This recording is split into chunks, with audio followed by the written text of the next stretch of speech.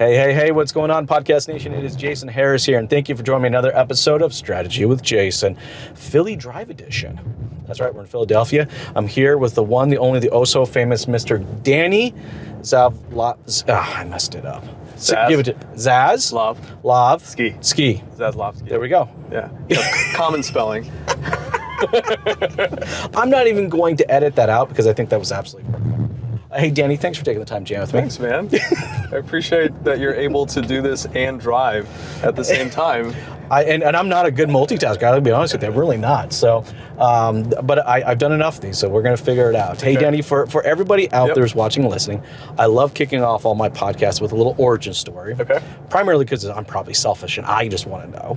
But how did you get started in the crazy little world we call the automotive industry? My parents escaped Ukraine in '79, moved to Italy, and they waited there to get sponsored or adopted by a family in the U.S. And the family that sponsored my parents was in Kansas City. And when they got here, my dad's first job was to be a shoe repairman. And so he was a cobbler. Wow. And Russians that was kind of the job that Russians took when they were immigrants and came to the U.S. And my dad was always entrepreneurial.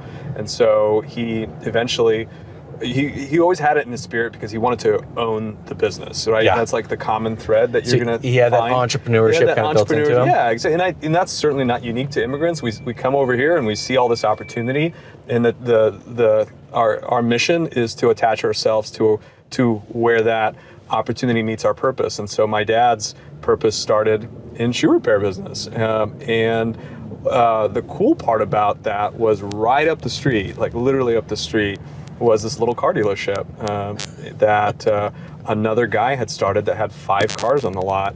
And it was a corner of a building of what looked like an old airplane hangar. And it was called Country Hill Motors, named after originally, this is funny because I don't share this very often, named after Country Hill subdivision down the street, of which this is my dad's business partner's first girlfriend lived in. That's the reason the name existed, which I thought was pretty, so it just kind of stuck. It just stuck. There was no way of changing it. At least one of right? once the relationship didn't, but the business thrives. So my dad walked up the street one day and saw a Mustang because he always dreamed of having a Mustang, and he bought a car and he goes, "Can I come back and like hang out with you?" And so my dad would walk up the hill every day until he figured out, he was like, can I sell cars here on the side? Because I think I'm going to hire my first employee that can do, kind of the meeting and greeting, and I can shoe repair different parts of the day and come up here and sell cars. And my dad did that and very quickly figured out that there was something there for him to attach to and grow, because that's awesome. Josh had a desire to be more in the operations of the business, but not on the forward-facing side of it, not on the consumers, not on the acquisition, right? That's where his skills didn't meet the needs of the business. But my dad, on the other hand, loved it. He got a taste for it, and it just tasted good. So they became business partners, and this was in the 80s. And I was born in 83. Only a few years after my parents. Yeah, I told you, we're very similar in age. So you were baptized into the automotive industry. In the most Jewish way possible, because that's the other thing. Okay, there we go. Yeah.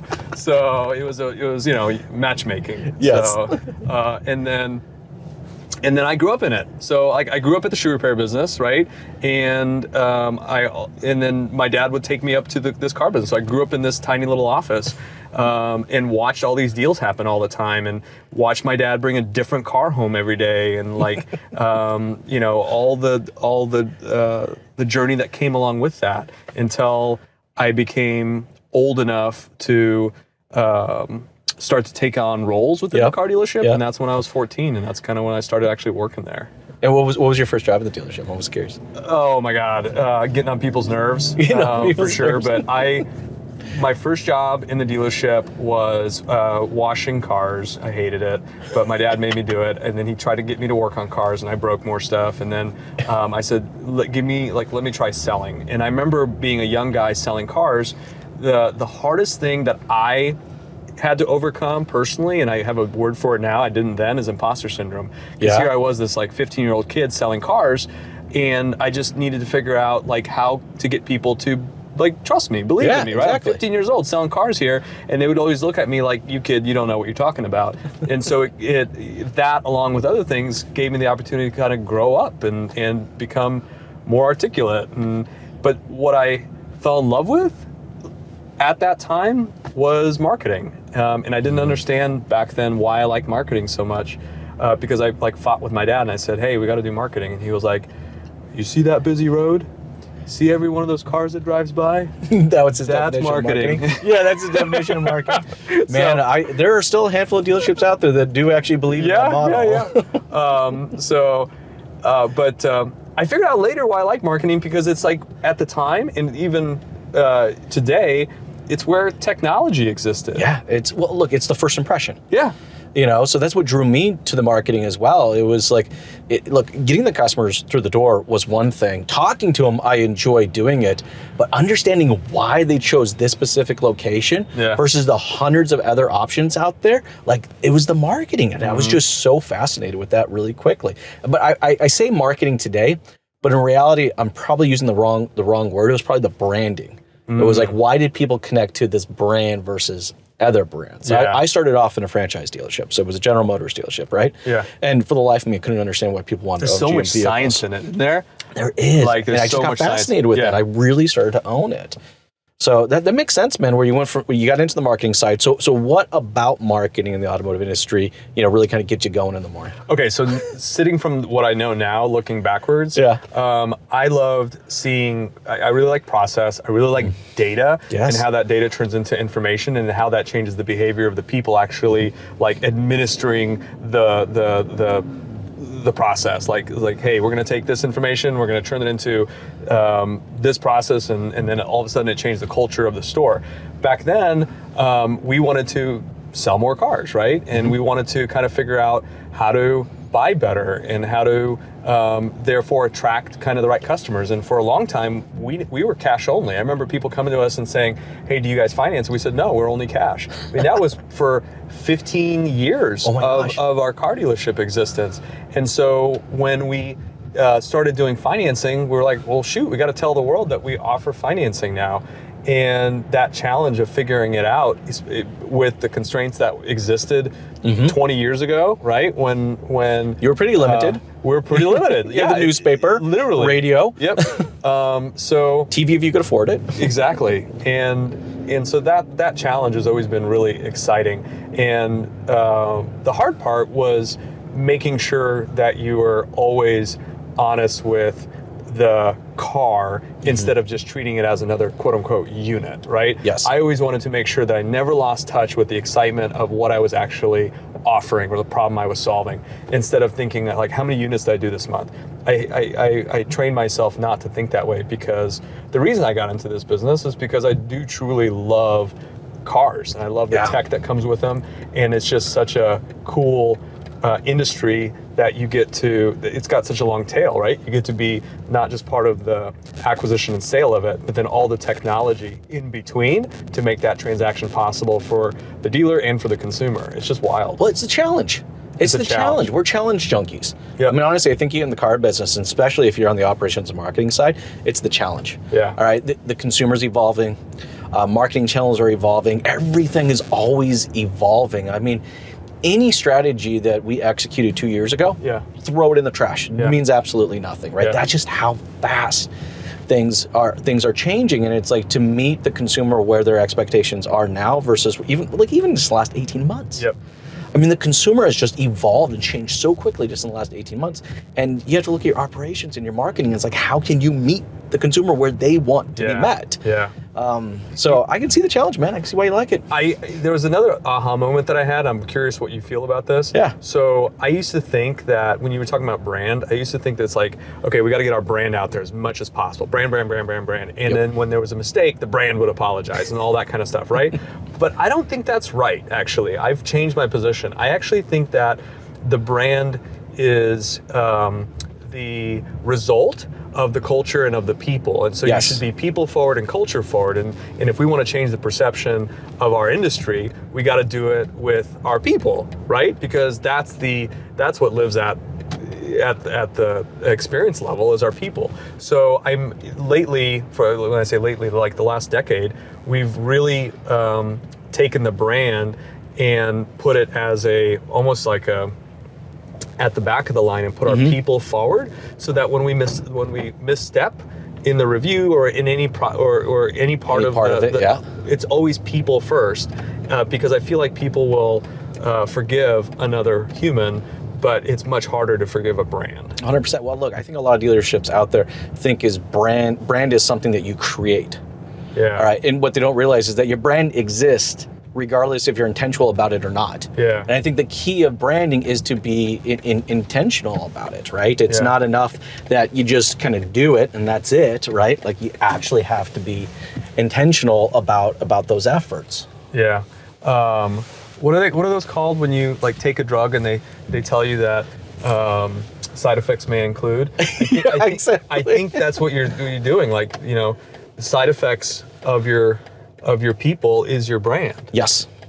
100%. Well, you know what? It's people and process. Yeah. So you know, when you think about it, the people makes the difference, but it's actually the process that they're following and executing that really kind of creates the experience. Yep. You know, because our process is only strong as the people that are actually executing on it. Yeah. You know, so like I think of branding when people ask me a lot of times, like, you know, how do I differentiate myself from everybody else? You know, we have amazing people. Like there's a lot of other dealerships that have amazing people, right? But operationally, it's not what you do, because we already know what you do. You sell cars, all right? The question is, it's not necessarily even how you do it. You know, for the most part, we all know how to buy a car and interact with the dealership. Yeah. It's why you do it the way you do it. That's right. That's the differentiating factor. And I think that's where the industry has a hard time of kind of, how do you put that into words? How do you translate that into creative? Like, you know, and it really comes down to, well, it's in your process. It's like, why did you go and create the process that way? Yeah. Right? There's a reason behind it. And if you can dig that up, that is someone's ultimate brand. But that's being intentional about it. You know what you're talking about. I mean, like, but I think like you, it's just like, it gets me going. Yep. Like, I mean, I love talking about this stuff. I love connecting, you know, with dealerships and helping them kind of, you know, walk through that. And I was the same as you. Like the combination of analytics and consumer behavior, like I realized, so when I first started in sales, right, I would ask the question, so how'd you hear about us, right? That's a typical marketer's question, right? Yeah. And I started to associate really quickly on my success as far as closing the deal based on certain sources, right? So I was like, oh, okay. So, and then that's what kind of started that whole journey. Dogs. You hear the bell. It's like, okay, I know that, okay, this was someone who saw us in an Auto Trader magazine. Sure. You know, I'm like, okay, I know based on my efforts there, like I can do this. You know, if someone said, well, a friend of a friend referred me to it. I'm like, okay, this is a lay down. I just got to treat it right. But today you know? it's so different because like if you had a donut shop, right, well, exactly. you would advertise the best donuts on the street, you would have your differentiator and you would get people there. But in the car business and having inventory management at the core of kind of what we do, yes, and having now this multi-channel, not just communication, it's crazy. Environment that dealers partially control, right? We have a window into a piece of it, but we heavily depend on technology partners that will help us stay innovative and on the cutting edge of things, we hope. I think it's an interesting world we're stepping into. Well, let's talk a little bit about technology, because that's a lot of what you guys are working in right now, is in anyways. You know, so I mean, look, I think dealers in general, they approach technology incorrectly. All right, okay. They look at technology as the magic diet pill. Okay. Or the easy button. Oh, okay. You know, so it's like, okay, I want to lose 20 pounds. I will take this one. You think dealers today do that? Yes. Okay. What I don't see enough happening is the dealership taking the time to define the process and then work backwards towards the technology. Ooh, interesting. Okay. But I've done some research on what you guys do, and it's clear the way you guys built what you do and how you guys operate now. But it was very process first, and then let me work backwards toward the tech. But I want to get a little bit from your thoughts of like, why did you guys approach it that way? So we didn't get into an easy business, and we also spent 4 years iterating before having what the product that you see exists today. We didn't want to create a bolt-on solution that would solve a piece of the puzzle. What we thought is there's so many disparate solutions out there already. Why do we need to create another? The appetite for the industry, the solution for the industry, has always been to simplify, not make more complicated. Well, that's the ultimate goal. That's the ultimate goal, right? Yes.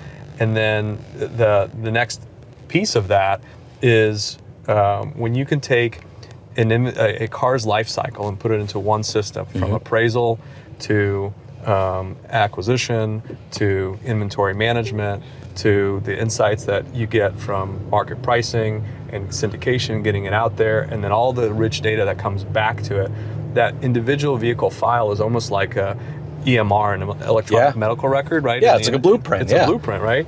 And that data is information that's super valuable, not just to the current owner of that asset, but to the future owners of that asset. Because if I sell it to another consumer and that consumer sells it to another dealer, that data continues to go as long as they use our solution. So you can see what a vehicle left the internet for. You can see really interesting information because it belongs with that VIN. Does that make sense? No, 100%. It's the owner of who, that's how we feel. We feel that it belongs to that, whoever is the current owner of that car. Because then you can really make authentic decisions instead of emotional ones. And that's how, unfortunately, a lot of people end up purchasing a vehicle. It is an emotional purchase. In fact, you're talking about for the consumer, for the consumer. Yeah. Well, I think even some dealers too. I got to be honest with you. Well, I will tell you, for the dealers, I'm guilty of it. Where it's like, okay, what cars do we buy? Well, this car really hurt me last month, and I'm not going to buy another one because I don't need to. Or I made a bunch of money on this one. We should buy another one. And they don't take into account, because they don't have the information in front of them to be able to see competitive data, market pricing data, their own sales data, in order to triangulate, should I actually make this buying decision or not? And that's what we work to solve within VinQ. Well, no, I think that the role of a used car manager has changed a lot. Yeah. Here's a funny story. Sometime last year, I practically got crucified on social media for a post that I put out there. Okay. Now, I post a lot. I mean, a lot. Okay. All right. We post anywhere between 4 to 8 times a day over 4 or 5 different networks. Okay. It's anywhere between 25 and 35 times a day that we're posting content. Okay. Right. And to be able to produce kind of that level of content, I have to give creative control to my team. You bet. And sometimes context doesn't always completely come out in the way they cut or edit something.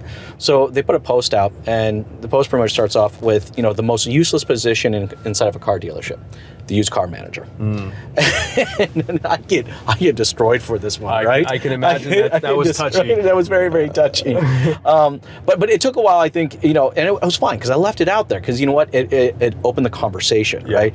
Like what a used car manager is today versus what a used car manager was 20 years ago is two entirely different things. Well, they have to be a data-driven, data mined and embraced individual. But they're captive to who they report to.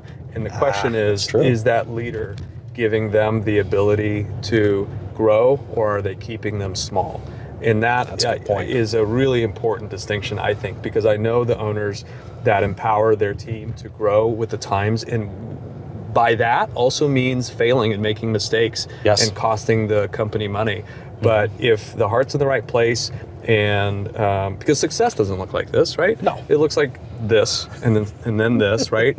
It goes up and down. Hopefully, the trend is up, but it's not a linear. It's not a perfect hockey stick. No. So, I think if you have, for those that are either in positional power or are a founder, it's important that you start getting out of the way so that you let other people fail to the to their highest training, if that makes sense. Oh, 100%. I think you get a kick out of this. I was actually just working with a large dealer group. They have locations both in Canada and the US. Yeah. And, they don't actually call their used car managers anymore. It's gone, right? They're called inventory management or acquisition managers, so depending on what side of the table they sit on, right? Yeah. You'll get even a bigger kick out of these. These guys all are from the finance side of it. They're JP Morgan. Okay. They were portfolio managers. Commodity traders. And I was like, oh my gosh, I got to meet these guys. Yep. Right? Like I want to meet them, right? And, instead of having one individual at every location, they have like a group of 5, but they all treat and look at this at any given moment. It's probably, $30-40 million worth of inventory. Yep. All right. And they're looking at it as a portfolio and a commodity and how they manage that. Jason, do you have kids? I do. I got 3.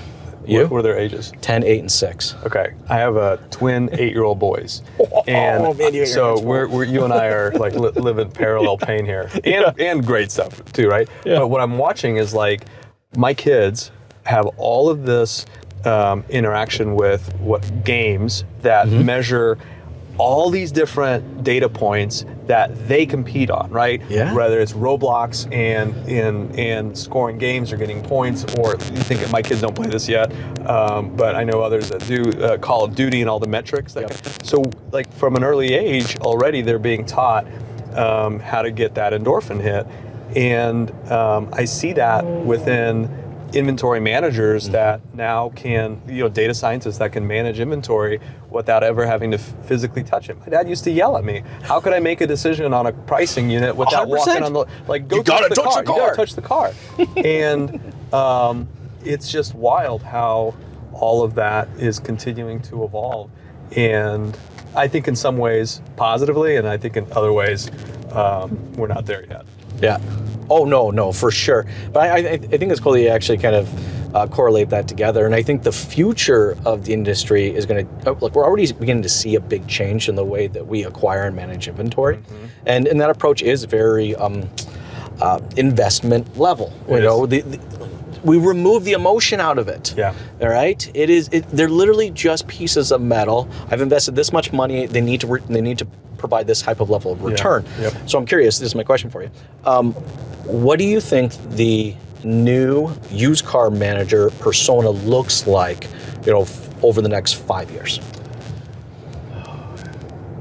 Can I tell you what I hope it looks like? Yeah, let's do that. Okay. I really hope that that person is based in human connection, because I think regardless of the mechanism in which we connect, you and I, or me and whoever I'm buying something with, it's really important that on a human level that there's trust, that there's ways for me to feel safe, that there's ways for me to feel confident in the decisions that I'm making as a consumer, right?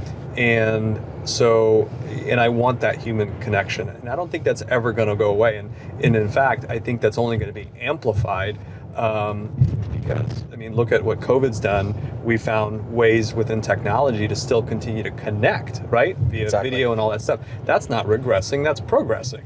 Would we prefer to be in person? Absolutely. And there's been such a, you hear all the time people saying we can't wait to get back in the office. We always thought that working remote was going to be amazing, and we realized that we need the equity that comes from camaraderie and solving problems in person.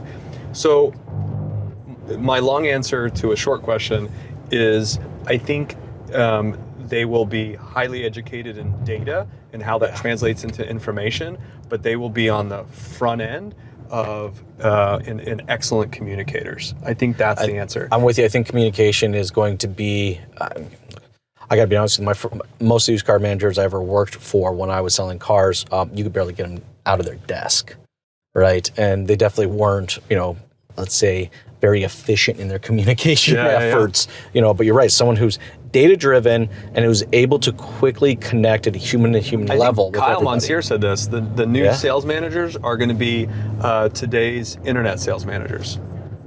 You know what? And I am actually beginning to see that transition actually even happen now, you know, where they're high braiding kind of over. We've seen stuff like that in the past happen as well, right? Mm-hmm. And I agree with you. I think that will definitely head that direction. Danny, I know we're getting towards the tail end of our time right now. Yep. And, you know, I think there's still a lot to be talked about with this specific topic. But for everybody out there that's watching and listening right now who maybe like to connect with you and even just continue, you know, some of this conversation, what's the best way to connect with you?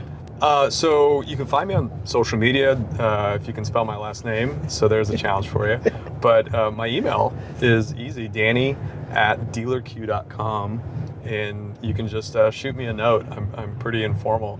What gets me excited is thoughtful innovation, right? Like what's going to be the result of those efforts? And I'm a part of this automotive space because I think that there's a better way for the dealers that exist today to use a system with all the right data and get it out to the world in an authentic way. Because cars are becoming more complicated, and we want to be able to communicate the value of that, not just based on like the vehicle options, features, packages, but each one of us offers different things that are exclusive to us, whether it be like reconditioning and warranty and certification and all these things that we do as dealers on the ground on a daily basis. And I don't like the deception right now that exists with all these cars showing up in markets where they don't even live, right? And all these superlatives like fair deal, good deal, great deal being applied to these vehicles that aren't grounded in real data. All those things are the things that I am fighting against. Oh man, that's awesome. And look, I encourage everyone out there watching, listening, connect with Danny. Danny, you definitely feel like you're that approachable person, right? Thanks, man. Hey, Dan, thanks so much, man, for taking the time. Thanks.